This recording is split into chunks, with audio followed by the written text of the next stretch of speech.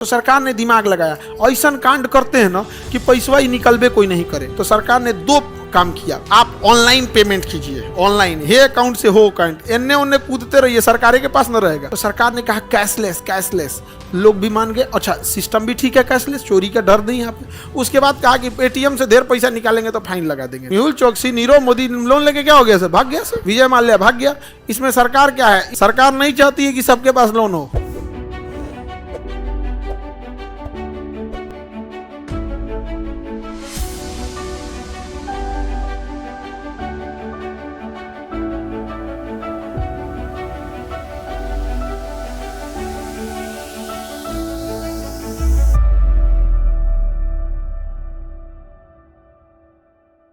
और आय का अंतर घाटा कहलाता है। क्या कहलाता है, क्या कहलाता है, घाटा। अब अगर राजस्व आय राजस्व है तो कौन सा घाटा होगा, राजस्व घाटा।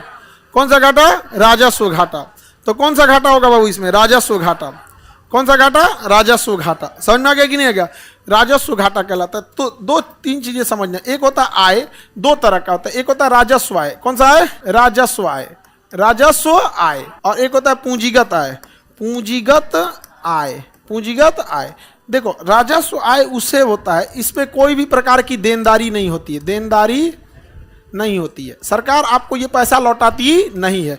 जैसे सरकार के ट्रेन में घूम दिए, उसका टिकट का पैसा राजस्व आय हो गया। सरकार के चीज का इस्तेमाल किए, जैसे सरकार से पेट्रोल भरवाएं, सरकार से गैस कनेक्शन लिए, सरकार से जमीन खरीदे, तो ये सब कैसा आता है, राजस्व आय। इसे सरकार लौटाती नहीं है। और एक होता है पूंजीगत आय, जिसमें सरकार को लौटाना होता है, अतः उसमें देनदारी होती है। क्या होती है, देनदारी होती है, सरकार को लौटाना होता है। जैसे बैंक में रखा हमारा पैसा सरकार यूज कर रही है, बैंक में हमारा पैसा कौन यूज कर रही है, सरकार, लेकिन सरकार को एक ना एक दिन लौटाना है। तो सरकार ने दिमाग लगाया, ऐसा कांड करते हैं ना कि पैसा ही निकलबे कोई नहीं करे, ऐसा कांड करेंगे कि कोई पैसे न निकाले। तो सरकार ने दो काम किया, एक किया कि आप ऑनलाइन पेमेंट कीजिए, ऑनलाइन हे अकाउंट से हो अकाउंट, एन्ने उन्ने कूदते रहिए, सरकार के पास न रहेगा। जब तक घसकाएंगे नहीं कैश तब तक निकलेगा नहीं। अब हे जेब से पैसा हे जेब में रख लेंगे तो क्या दिक्कत है। तो सरकार ने कहा कैशलेस कैशलेस, लोग भी मान गए, अच्छा सिस्टम भी ठीक है, कैशलेस, चोरी का डर नहीं यहाँ पे। उसके बाद कहा कि एटीएम से देर पैसा निकालेंगे तो फाइन लगा देंगे। समझ में आ गया कि नहीं, फाइन लगाने लगता है यहाँ पे।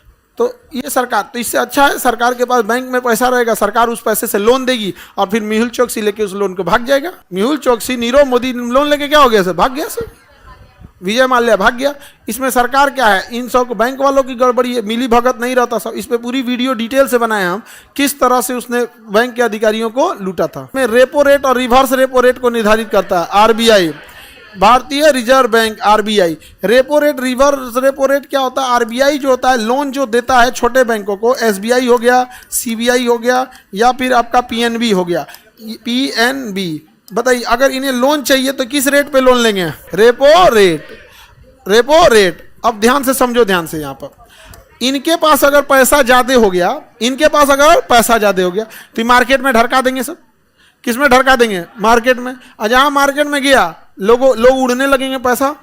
तो आरबीआई कहती है ज्यादा पैसा मार्केट में मत दो, ज्यादा मत दो, लोग उड़ने लगेंगे, मेरे पास वापस जमा कर दो। तो कहता हमरा का मिलतो, तो क्या ब्याज देंगे, रिवर्स रेपो रेट। क्या पूछेंगे, रिवर्स रेपो। क्या देंगे, रिवर्स रेपो। सरकार नहीं चाहती है कि सबके पास लोन हो, पैसा किसी के पास पैसा नहीं है, इससे ज्यादा समस्या है, पैसा आने की वजह उड़ने लगता है। तो समझे, इसलिए सरकार लोन लेने के टाइम पे इतना डॉक्यूमेंट मांगेगी, इतना दौड़ाएगी, चप्पल घिसवा देगी ताकि आपको लोन ना मिले। तो ऐसे ही लोगों को लोन मिले जो सच में उसके लिए क्या है, भागीदार, मतलब उतने जानकार रहते हैं। अब आप लोन मांगेंगे, जानकारी है ये नहीं है किसी चीज़ का, समझे।